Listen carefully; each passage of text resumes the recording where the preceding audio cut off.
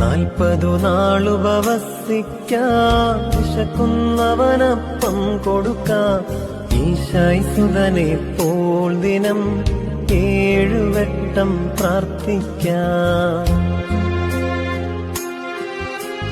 മോശയും ഏലിയാവും 40 ദിവസം നോമ്പെടുത്തു.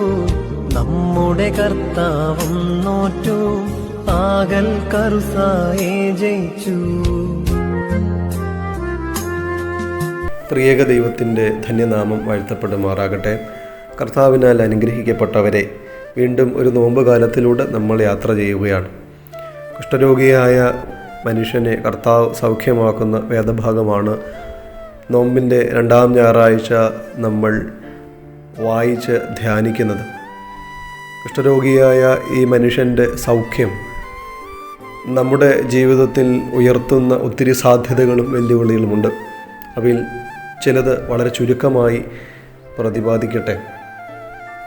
പരമപ്രധാനമായി ഈ മനുഷ്യൻ നമ്മുടെ മുമ്പിൽ ഉയർത്തുന്ന വലിയൊരു ചിന്ത റീഅഷ്വറൻസ് ഓഫ് ദി ഫെയ്ത്ത്, വിശ്വാസത്തിൻ്റെ ദൃഢീകരണം. ക്രിസ്തു അയാൾക്ക് സൗഖ്യം നൽകുമെന്ന പൂർണ്ണമായ വിശ്വാസം ആ മനുഷ്യനുണ്ട്.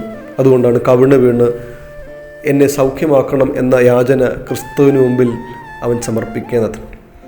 അവൻ നമുക്ക് വേണ്ടി കരുതുന്നതാകയാൽ സകല ചിന്താകുലവും അവൻ്റെ മേൽ ഇട്ടുകൊള്ളുവിനെന്ന് പൗലോസ് അപ്പോസ്തലൻ ഓർപ്പിക്കുന്നതും ഒരുപക്ഷെ ഈ വിശ്വാസത്തിൻ്റെ ദൃഢീകരണത്തിൻ്റെ അനുഭവത്തിലാണ്. നമ്മുടെ പിതാക്കന്മാരൊക്കെ ജീവിതത്തിൻ്റെ പ്രതിസന്ധികളും പ്രയാസങ്ങളും തരണം ചെയ്ത് ക്രിസ്തുവിലുള്ള ആഴമേറിയ വിശ്വാസം കൊണ്ടാണ്. അതുകൊണ്ട് ഈ മനുഷ്യനെ പോലെ നമ്മുടെ വിശ്വാസത്തെ കുറച്ചുകൂടി ആഴമുള്ളതാക്കാനുള്ള അവസരമായി നോമ്പുകാലം ഇടയാവട്ടെ. 2, restoration of the spiritual sensibility. കുഷ്ഠരോഗം ത്വക്കിനെ ബാധിച്ചാൽ അതിൻ്റെ ത്വക്കിൻ്റെ സംവേദനക്ഷമ നഷ്ടപ്പെടും. തൊടുന്നതും സ്പർശിക്കുന്നതും ഒന്നും അറിയുകയില്ല, സെൻസിബിലിറ്റി നഷ്ടപ്പെടും. യഥാർത്ഥത്തിൽ നമ്മളിന്ന് ജീവിക്കുന്നത് സെൻസിബിലിറ്റി നഷ്ടപ്പെട്ട ഒരു ലോക ജീവിതത്തിലാണ്. നമുക്ക് ചുറ്റും നടക്കുന്ന കാര്യങ്ങളോട് യാതൊരു പ്രതികരണങ്ങളും നമ്മുടെ ജീവിതത്തിലില്ല. ചുറ്റും നടക്കുന്ന പ്രതിസന്ധികളും കൊലപാതകങ്ങളും ദുഃഖകരമായ ചുറ്റുവട്ടങ്ങളും നമ്മളെ പലപ്പോഴും ബാധിക്കുന്നേയില്ല.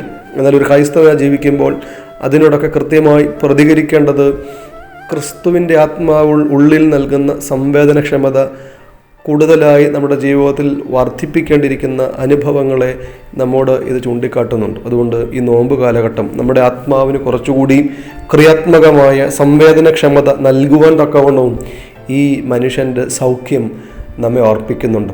യേശുക്രിസ്തു വാഗ്ദാനം ചെയ്യുന്ന പൂർണ്ണതയിലേക്കുള്ള വളർച്ചയായിട്ട് നമുക്കിതിനെ കാണാം. Restoration of the spiritual sensibility. പ്രിയമുള്ളവരെ, ഈ കുഷ്ഠരോഗിയായ മനുഷ്യൻ്റെ സൗഖ്യത്തിൻ്റെ അനുഭവങ്ങൾ, അത് നൽകുന്ന ചിന്തകളൊക്കെ നമ്മുടെ ജീവിതത്തെ കുറച്ചുകൂടി നമ്മുടെ വിശ്വാസത്തെ ആഴമുള്ളതാക്കാനും ചുറ്റുവട്ടങ്ങളോട് കുറച്ചുകൂടി ക്രിയാത്മകമായി ഇടപെടാൻ തക്കവണ്ണം നമ്മെ ഏവരെയും ഒരുക്കട്ടെ എന്ന് പ്രാർത്ഥിക്കുകയും ആശംസിക്കുകയും ചെയ്യുന്നു. ദൈവം ഏവരെയും അനുഗ്രഹിക്കട്ടെ.